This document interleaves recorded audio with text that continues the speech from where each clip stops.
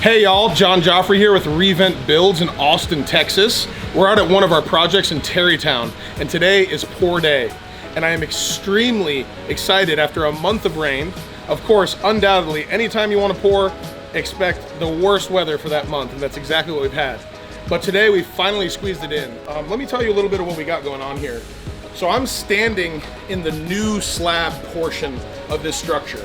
If you remember from the other videos, this is a non-complying structure. So everything that you're seeing right here has to stay in place for us to be compliant with our permit. If any of this comes down, the city could technically make us adhere to the new codes, which would move this whole structure off the side of the property, the rear, and basically make our whole plan unusable. So what we did was, this was an old carport that I'm standing in. Demoed the whole thing out. And these are thick grade beams that run through this whole slab. I mentioned that in the other video. This is about 3 feet down. So it's like a grid pattern of 3 feet of concrete with 4 inches on top.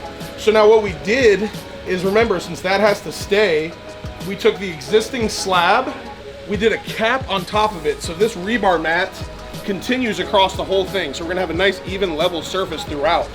We put a new grade beam across the entire front of this whole structure. And these right here are dowels. So these dowels, this side is gonna connect into the driveway, this side connects into the slab, it holds it all together. So, another thing that we did, since we couldn't tear this up to get grade beams around the existing structure, we did piers around the whole entire perimeter. So basically, just a really kind of creative way. We had to put all of our heads together, work with our concrete contractors, our structural engineer, to come up with a solution to basically build a new slab around this existing structure.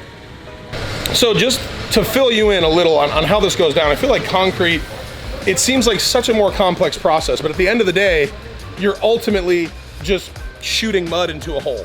So what you see is all this wood that we have up is we call our forms. So we form out whatever we're gonna do.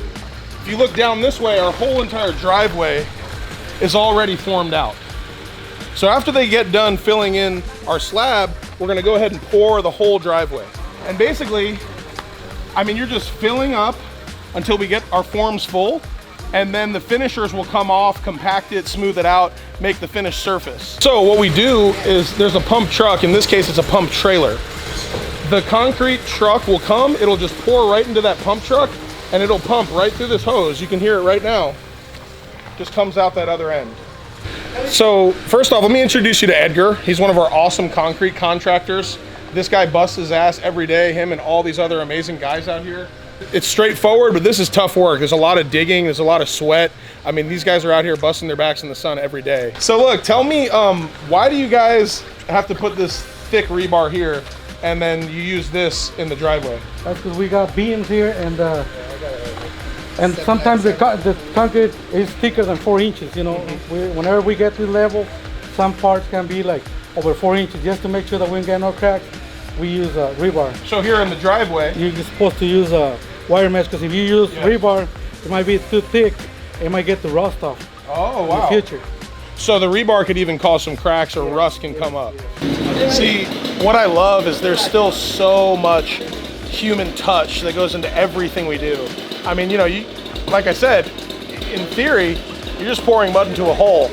But look at how they're starting to finish this off and level it off. There's no science to this. It's all based on touch and feel, and yes, they're gonna level it all out, but still, I mean, this is just guys with decades of experience taking a board and leveling this stuff out.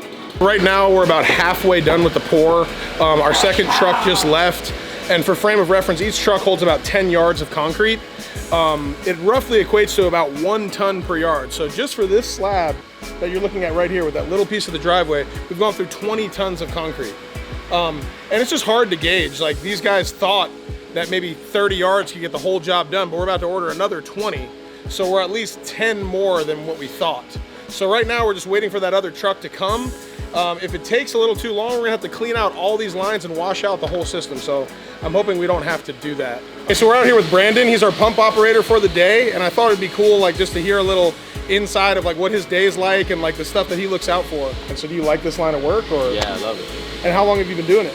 About 2 years, almost 2 years. How many pours do you think that you've been pump operator for in that time?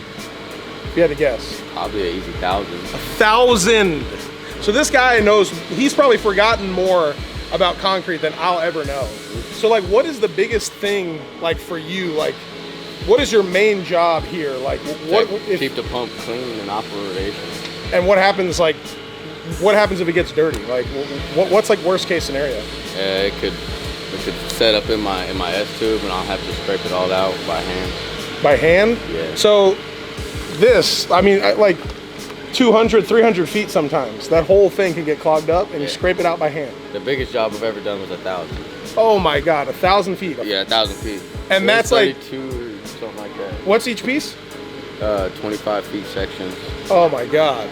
And you, please tell me there's a couple other guys to help lay that out. Oh, is there anything else that could go wrong that you have to watch out for? Clamp could blow apart. The reducer could blow off the end. A bunch of stuff. Yeah, because how much pressure does the machine put out? 4,000 psi. 4,000. So like, let's say like a big rock was coming through. Yeah, it would plug up and go 4,000 psi real quick. But could it also like rocket it out? Yeah, my clamps are tight and good. Oh dang, dude. Yeah. Okay, so they kind of mismeasured how much concrete that we needed, right? So we're waiting. Yeah. So about how long until you need to clean the whole thing out?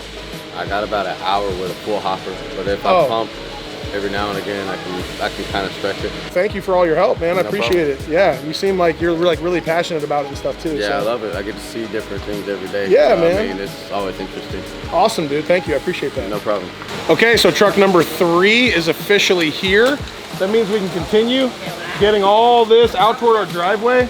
We're gonna start sloping the front of this garage into our driveway. We wanna make sure that all of this is adverse to water going inside of our garage, especially since we're gonna actually be doing 2 sets of French doors instead of a regular garage door. So we'll kind of see how this shakes out. We might put like a little curb stop just at the front of it, but that might not be necessary if we can have enough slope.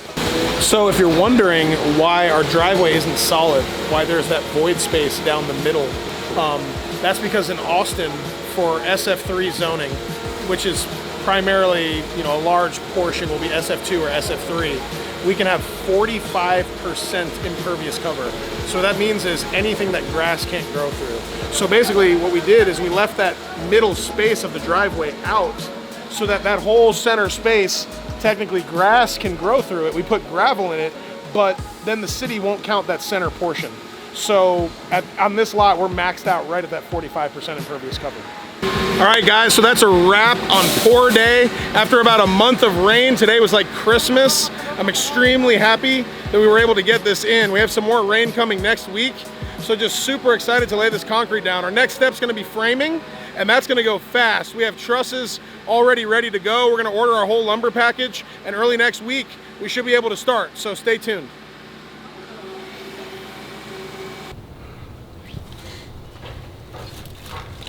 Let me try to Jackie Chan this.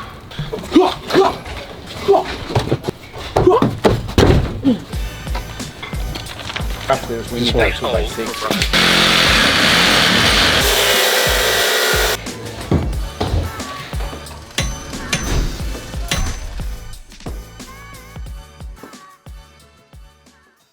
This is gonna be the coming next week. Yeah.